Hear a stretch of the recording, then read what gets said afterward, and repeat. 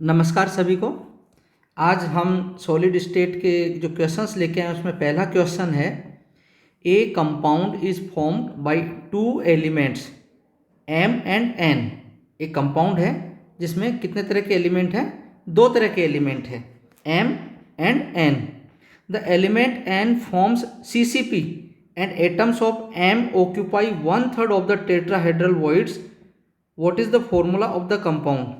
अब देखो कि एक कंपाउंड है जिसमें दो तरह के एलिमेंट दिए हैं, एम और एन जो है। एन जो है ये CCP लेटिस बना रहा है और एम क्या कर रहा है, इसका जो टेट्राहेड्रल वॉइड्स है उसका 1/3 पार्ट ऑक्यूपाई कर रहा है। तो हमको इसका फॉर्मूला फाइंड आउट करना है।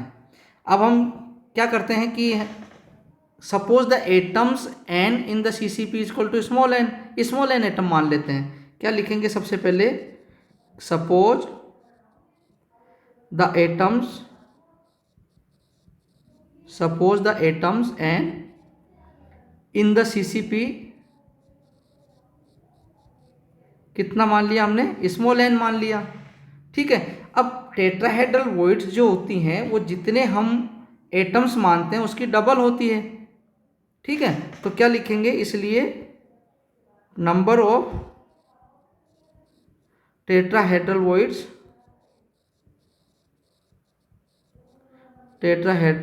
वॉइड्स कितनी होंगी? इसकी डबल होंगी। डबल होंगी तो क्या लिखेंगे? 2n। ठीक है। अब ये 2n जो टेट्राहेड्रल वॉइड्स है इसका 1/3 पार्ट जो है m एलिमेंट्स ये ऑक्यूपाई कर रहे हैं। क्या लिखेंगे? As 1/3 of the tetrahedral voids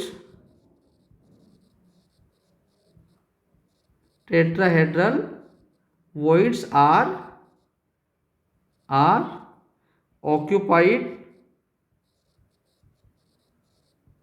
occupied by atoms m। ठीक है। therefore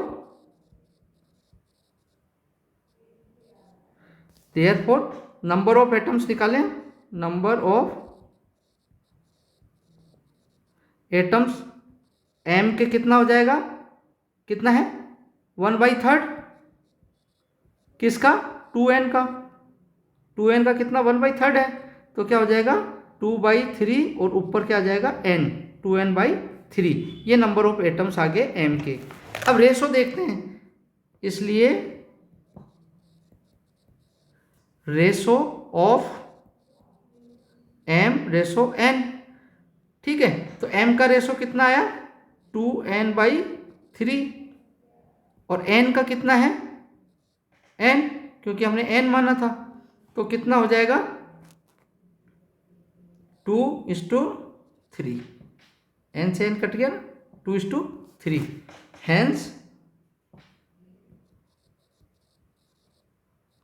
hence the formula is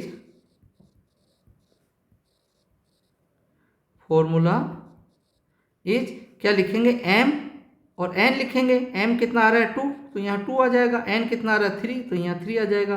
formula क्या आ जाएगा? m2n3। इस तरह से हम इसके फॉर्मूले फाइंड आउट कर सकते हैं। दूसरा क्वेश्चन हमारे पास में है, an element with molar mass 2.7 × 10⁻² kilogram per mole forms a cubic unit cell with edge length 405 picometer.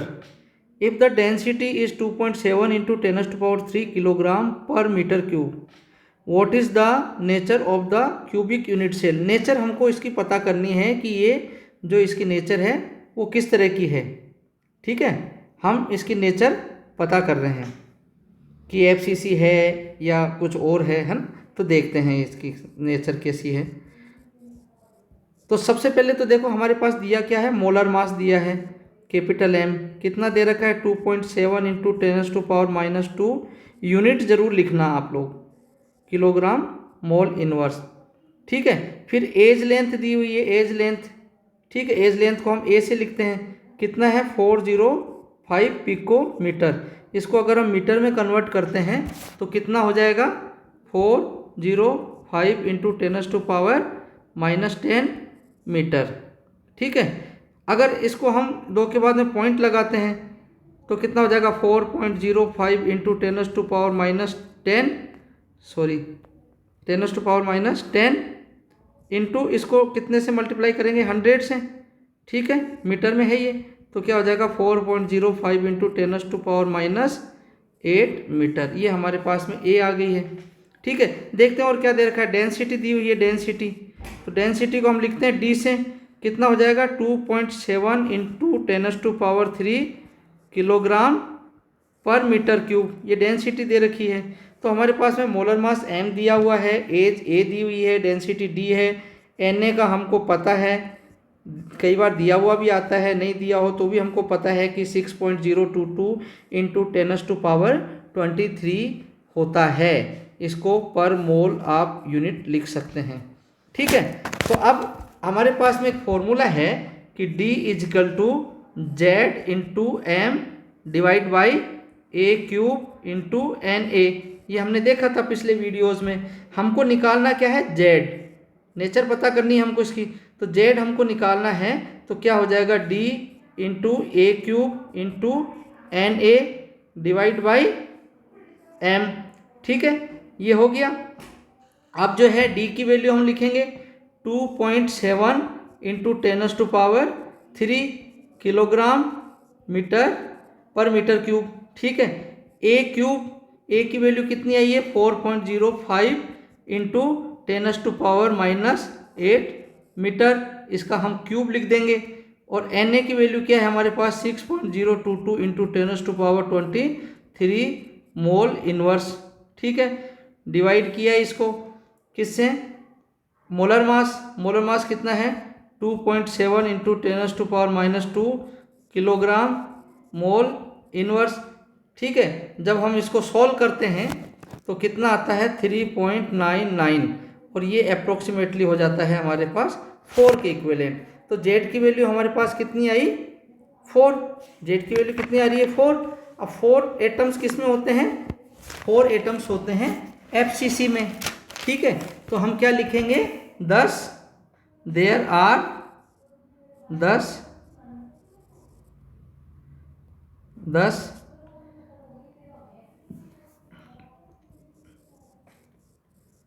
there are 4 atoms of elements present per unit cell, hence the cubic unit cell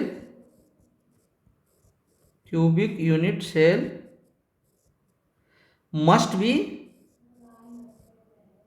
cubic unit cell must be क्या बताई FCC, FCC क्या होता है face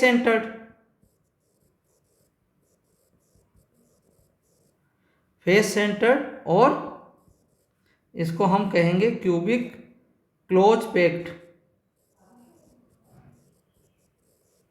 क्या होता है CCP, ठीक है। इसी तरह से हम तीसरा क्वेश्चन देखते हैं कि silver crystallizes in FCC lattice if edge length of the cell is 4.077 into 10⁻⁻8 centimetre and density is 10.5 gram per centimetre cube, calculate the atomic mass of silver. सबसे पहले हम देखते हैं, सबसे पहले क्या देखेंगे हम कि हमारे पास में क्या क्या दिया हुआ है। तो हमारे पास में एज लेंथ दी हुई है जिसको हम ए से लिखते हैं 4.077 इंटू 10⁻⁻8 सेंटीमीटर, ठीक है। और डेंसिटी दे रखी है हमारे पास में स्मॉल डी, डेंसिटी है 10.5 ग्राम पर सेंटीमीटर क्यूब, ठीक है। डेंसिटी कितनी दे रखी है 10.5 ग्राम पर सेंटीमीटर क्यूब, ठीक है। और क्या दे रखा है हमारे पास में, calculate the atomic mass of the silver, चलो डी दे रखा है हमारे पास में, ए दे रखा है, Na की वैल्यू हमको पता ही होती है, Na कितना होता है, Na कितना होगा 6.022 इंटू 10⁻23 मोल इनवर्स, ये हमारे पास में Na की वैल्यू आ गई, ठीक है। और FCC है तो Z कितना होगा। देखो ये चीज़ आप लोगों को पता होनी चाहिए कि FCC है तो Z की वैल्यू कितनी हो जाती है FCC में 4। अभी हमने पिछले क्वेश्चन में देखा था। अब डेंसिटी का हमारे पास में फॉर्मूला क्या था। डेंसिटी का फॉर्मूला जो हमने अभी लिखा ZM क्या था, Z into M divide by A cube into NA। ये हमारे पास में किसका था, डेंसिटी का फॉर्मूला। हमको फाइंड आउट क्या करना है, calculate the atomic mass M find out करना है हमको। तो M इक्वल टू क्या हो जाएगा, D क्या हो जाएगा, D इंटू ए क्यूब इंटू NA, ठीक है, डिवाइड बाई क्या हो जाएगा नीचे Z। D की वैल्यू कितनी है हमारे पास में 10.5 gram per centimetre cube. A की वैल्यू कितनी है 4.077 इंटू 10⁻⁻8 सेंटीमीटर। Na की वैल्यू कितनी है 6.022 इंटू 10⁻23 मोल इनवर्स, ठीक है, डिवाइड बाई Z की वैल्यू कितनी है 4, ठीक है। A क्यूब, यहाँ पे आप क्यूब लगा दीजिए, ये क्यूब है, A की वैल्यू क्यूब में है, ठीक है। तो जब इसको हम सॉल्व करेंगे तो हमारे पास में इसका सॉल्व करने पे आंसर आएगा 107.08 ग्राम मोल इनवर्स। तो क्या हो जाएगा, एटॉमिक मास ऑफ सिल्वर कितना आ गया हमारे पास में 107.08 ग्राम पर मोल। ये हमारे पास में इसका आंसर आ गया। फोर्थ क्वेश्चन है हमारे पास में एन एलिमेंट E। एलिमेंट क्या है हमारे पास में, एलिमेंट क्या है E। Element E crystallizes in body centred cubic structure. आप यहाँ पे ध्यान दीजिए, बॉडी सेंटर्ड क्यूबिक स्ट्रक्चर है। If the edge centre of the cell is 1.46 into 10⁻10 metre and the density is 19.3 gram per centimetre cube, calculate the atomic mass of this element. Atomic mass हमको यहाँ पे find out करना है, ठीक है। Calculate the atomic mass of this element, also calculate the radius. यहाँ पे हमको रेडियस भी पता करनी है इसकी, BCC की, ठीक है। तो सॉल्यूशन हम जब स्टार्ट करेंगे, हमारे पास में जो सबसे पहले वैल्यू दी हुई हैं वो देखते हैं। An element E crystallizes in body centred cubic structure. Structure कौन सी है, BCC। हमारे पास में स्ट्रक्चर कौन सी है, BCC। और BCC के लिए Z की वैल्यू कितनी होती है 2, ठीक है। BCC में Z की वैल्यू होती है 2।